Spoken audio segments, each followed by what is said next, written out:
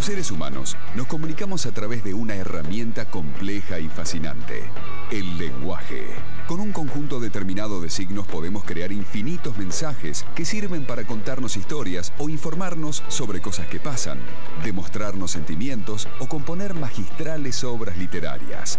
¿Cómo es el proceso por el cual un niño comienza a hablar? ¿Cómo son los mecanismos cerebrales que se activan en las personas bilingües? ¿Cómo se pueden explicar científicamente ciertas patologías ligadas con el lenguaje? Estos son algunos de los interrogantes que abordaremos en este segundo bloque de Los enigmas del cerebro. Cuando somos niños, tenemos una facilidad mucho mayor para aprender idiomas. Y hay bastante evidencia que demuestra que los dos idiomas, el materno y el segundo idioma, aunque sean chicos bilingües, que nacen en familias que en la casa se habla español e inglés, por ejemplo, esos dos idiomas estarían, porque fueron aprendidos temprano en la infancia, en las mismas áreas cerebrales. A medida que uno empieza a aprender idioma cuando es más grande, primero sería más difícil aprender un idioma. Y además, las áreas que están involucradas en cada uno de los idiomas no estarían tan superpuestas como cuando uno aprende dos idiomas en la infancia temprana. El ser bilingüe tiene algunos beneficios.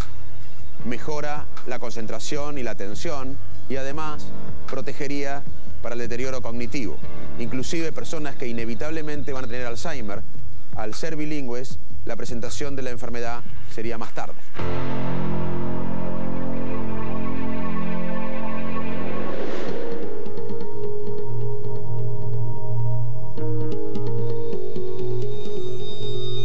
Como nacemos con ciertas propiedades biológicas, ciertas características muy importantes, tenemos como parte de estas características un sistema lingüístico. Tenemos algo que nosotros los lingüistas llamamos un sistema de gramática universal, que es como un piano que tenemos en el sistema, en la cabeza. Nacemos con una especie de teclado de piano lleno de teclas blancas, todas iguales.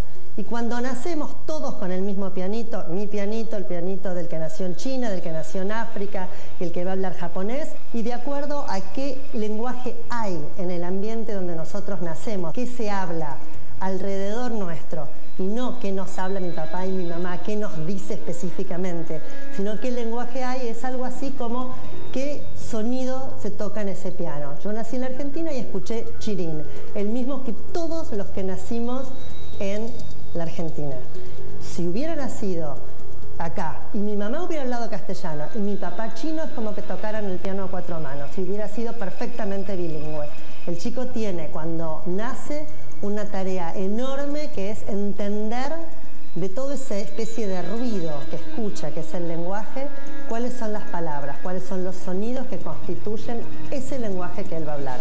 Y esa es la primera tarea que hace el bebé cuando nace. La idea del lenguaje es un crecimiento sostenido que no termina hasta pasados los 11 años. Es decir, el chico empieza al año, dice palabras, a los 2 años combina palabras y arma oraciones, con mayores divergencias entre niños en cuán largas son las oraciones, pero ya los chicos a los 2 años hablan. El lenguaje es un objeto que nosotros tenemos, que nos hace humanos, que no compartimos con otras especies en estas características, y básicamente la característica fundamental es que somos creativos. Podemos decir siempre lo que queremos, cómo queremos, cuando queremos, y además podemos entender todo lo que nos dicen, aunque nunca hayamos escuchado esa oración.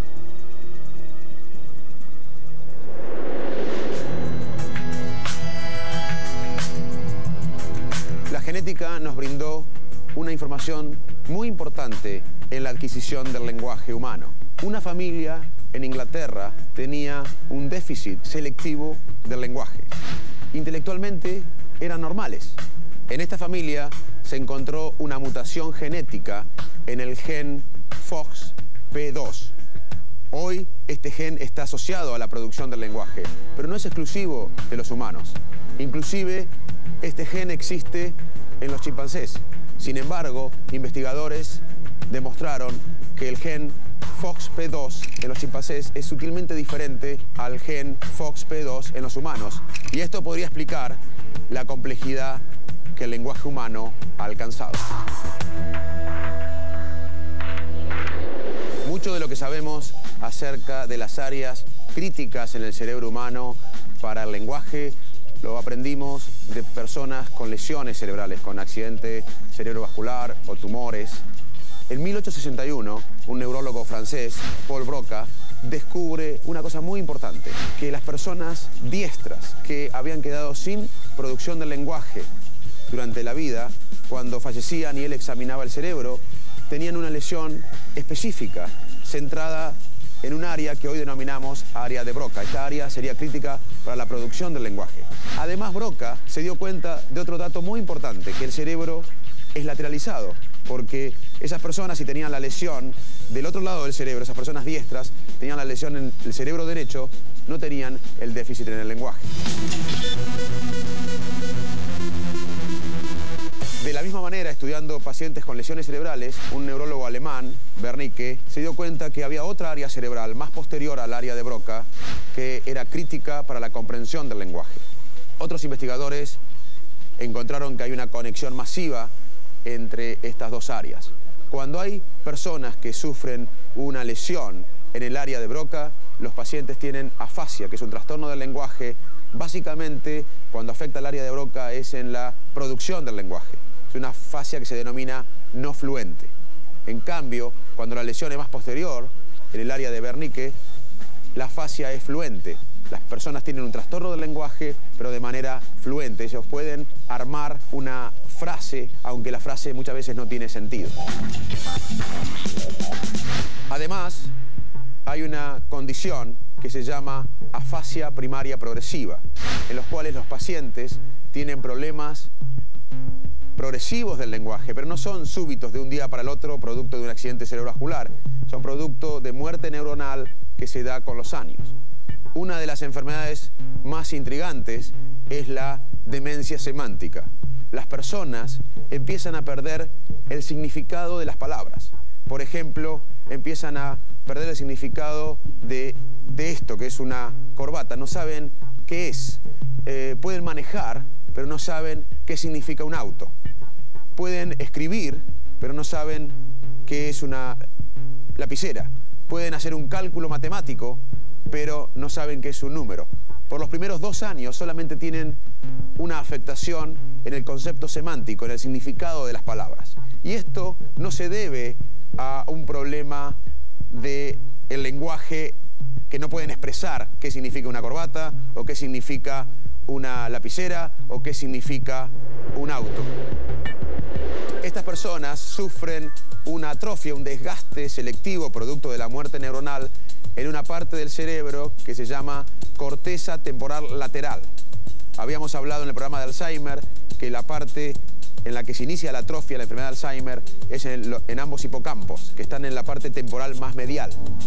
Acá, en esta enfermedad, en la demencia semántica, se afecta la parte más lateral de la corteza temporal. Por esta enfermedad y por otros pacientes con lesiones en el polo temporal izquierdo, hoy sabemos que esa área es crítica para el concepto semántico de las cosas. Esta condición, la demencia semántica, pertenece al grupo de las afasias primarias progresivas, que a su vez pertenecen al grupo de las demencias frontotemporales.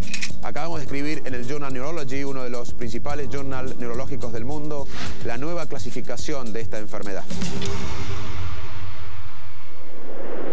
¿Qué pasa cuando uno de los canales sensoriales críticos para el lenguaje falla, como pasa en personas con sordera? Uno imaginaría que estas personas con sordera, que aprenden un lenguaje de signos, comienzan a hablar o pueden hablar con este lenguaje de signos activando las áreas visuales. Eso pasa obviamente cuando ven al signo, activan las áreas visuales, pero decodifican la información del lenguaje usando las mismas áreas temporales que usan las personas que no son sordas cuando hablan. Pero los neurobiólogos no pueden solos entender el lenguaje de señas desde el punto de vista científico. Necesitamos aprender de gente que utiliza este lenguaje. Por eso visitamos un centro de estudios con este sistema de lenguaje.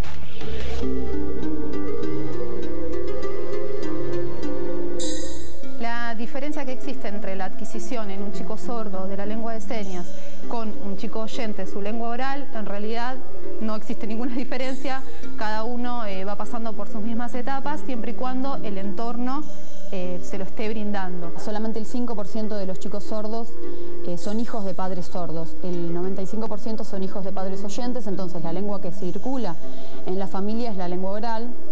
Entonces el proceso de adquisición de la lengua de señas se da una vez que el chico ingresa en el ámbito educativo, digamos, en la escuela, por eso es tardío, digamos. O en aquellos casos de los chicos que tienen los padres que sean uno o algún familiar que viva con ellos que sea sordo, se da de manera más natural. En un chico sordo se le brinda la lengua de señas desde su familia, va a pasar por las mismas etapas que el oyente. En la misma etapa de edad, digamos, de meses de vida, de años, va a pasar por lo mismo, no hay ninguna diferencia. Balbuceo, palabra, frase, el proceso de adquisición de la lengua es exactamente igual. Te podría dar un ejemplo de una clase en lo que sería el nivel inicial, a jugar con los distintos juguetes y vos le vas brindando ese lenguaje, la seña de cada objeto, de cada persona de la familia, y él lo va adquiriendo, lo va repitiendo, vos se lo retroalimentás y así se va dando naturalmente. Tenemos casos de niños que han venido con determinadas patologías agregadas, autismos o discapacidades neurológicas mentales como síndrome de Down, que uno a priori cuando los tiene, sobre todo en jardín, que los hemos recibido, creemos que no va a adquirir la lengua de señas y realmente por ahí tienen otros tiempos, otras maneras de llegar, pero lo adquieren. Al fin y al cabo logran adquirirlo. Cualquier persona puede aprender lengua de señas. La diferencia es que la persona oyente aprende esta lengua como cualquier otro idioma. Y la persona sorda adquiere la lengua de señas naturalmente.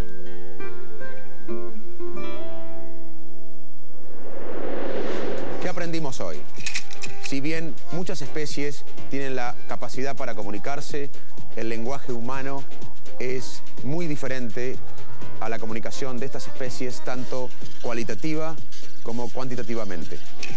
El lenguaje activa una red o varias redes cerebrales, pero hay zonas críticas, algunas como el área de Broca para la producción del lenguaje, otras como el área de Wernicke para la comprensión del lenguaje. En las personas diestras, el lenguaje está lateralizado al cerebro izquierdo. Se piensa que los gestos y la memoria episódica del dónde y cuándo influyeron decisivamente para el desarrollo del lenguaje en la especie humana. No es lo mismo aprender un idioma en la infancia temprana que en la edad adulta. Inclusive en la edad temprana, en la infancia temprana, los mismos circuitos se activarían en los dos idiomas que el niño o la niña habla. En la edad adulta, estas áreas no serían tan superpuestas.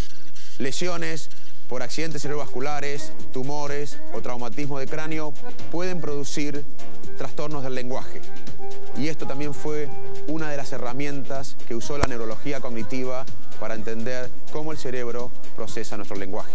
La capacidad humana del lenguaje ha sido decisiva para influir en la dominancia de la especie humana, entre otras especies, y en el planeta.